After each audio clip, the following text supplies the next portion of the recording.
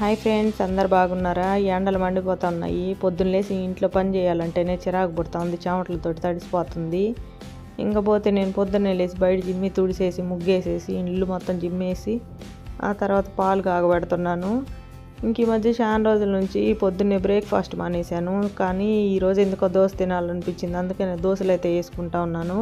వీటిల్లోకి నేనేం చట్నీ ఏం చెయ్యను, కరివేపాకు పొడి వేసి పెట్టాను ఈ మధ్య. అది వేసుకొని నెయ్యి వేసుకొని తినేస్తాను, అయిపోద్ది పని. మనం తినే 3 దోశలు ఏం వేసుకొని తిన్నా వెళ్ళిపోద్దిలే అనిపిస్తుంది నాకైతే. అందుకే నేను కారపొడి ఉంటే కారపొడి, లేకపోతే పంచదార అయినా వేసుకొని తినేస్తాను. ఇంట్లో అందరు ఉన్నప్పుడు వాళ్ళకి కావాలంటే ఎప్పుడన్నా చట్నీ వేస్తాను, లేదంటే ఎక్కువ శాతం కారపొడి నెయ్యి వేసుకొని తినేస్తాము.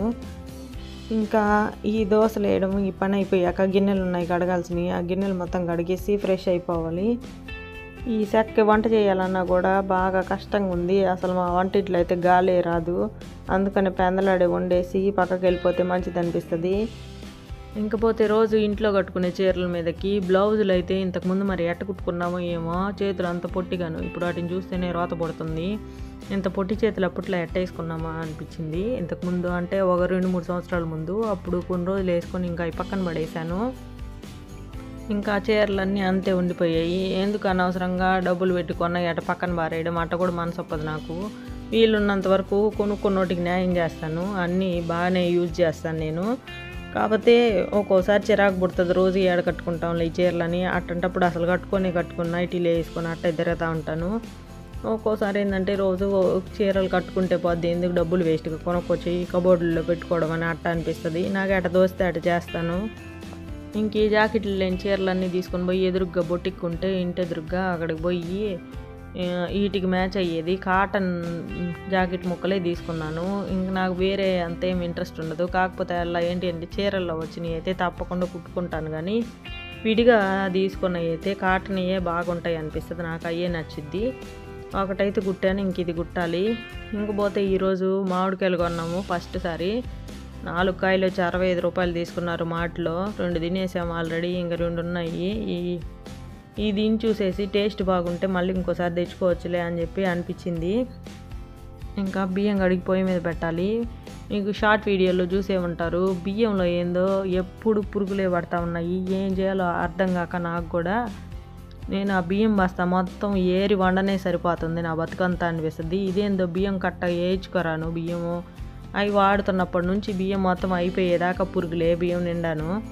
రోజు చాట్లో పోసుకొని ఏరను కడిగి పొయ్యి మీద పెట్టుకోను, ఇది ఒక పెద్ద ప్రాసెస్ అయిపోయింది. ఎంత లేటు అసలు అన్నం వండాలంటే. ఇంకెట్ట కాదులే అని చెప్పి మొన్న డీమార్ట్లో ఈ డబ్బా ఒకటి కొనుక్కొచ్చి దీంట్లో కొన్ని పోసాను.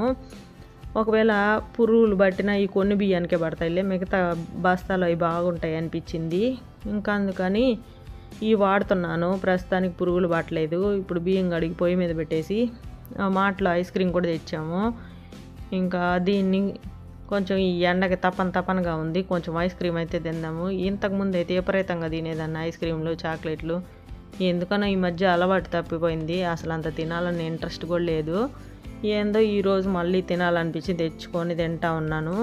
ఈరోజు ఇంకా ఫ్రిడ్జ్ పాడైపోయింది తెలీదు, లేకపోతే కూలింగ్ వీటికి సరిపోవట్లేదా అనేది తెలియదు, కానీ పక్క రోజుకుంటే కూలింగ్ తగ్గిపోతుంది. ఈ ఐస్ క్రీము నొరగగా వస్తుంది. అందుకని అది తెచ్చినప్పుడే కొంచెం తింటాను, ఇంకా ఆ తర్వాత ఎవరో ఒకరికి ఇస్తాను.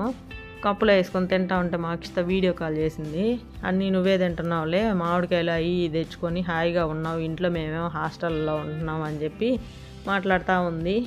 గబగబా ఐస్ క్రీమ్ తినేసరికి అన్నం కూడా ఉడికిపోయింది. ఇంక గంజి వంచేసి ఊరు నుంచి మునక్కాయలు చాలా తెచ్చున్నాయి, ఇవన్నీ కడిగి ముక్కలు కట్ చేసి డబ్బాలో పెట్టేసుకుంటే కావాల్సినప్పుడు వాడుకోవచ్చు. ఈ ఎండాకాలం ఎవరు పట్టినా మునక్కాయలు, మామిడికాయలు ఊర్ల నుంచి తెచ్చి ఇస్తూనే ఉంటారు మా అపార్ట్మెంట్లో. వాళ్ళు ఇస్తున్నారు కదా అని చెప్పి మునక్కాయ కూర రోజు కానీ తిన్నామంటే అసలు వేడి చేసి తపనగా ఉంటుంది ఎండకి. అందుకని పప్పుచారు ఏదో ఒకటి చేస్తాను. ఓకే ఫ్రెండ్స్, ఇది ఇవాళ వీడియో. నచ్చితే లైక్ చేసి షేర్ చేసి సబ్స్క్రైబ్ చేసుకోండి. ఉంటా మరి అయితే.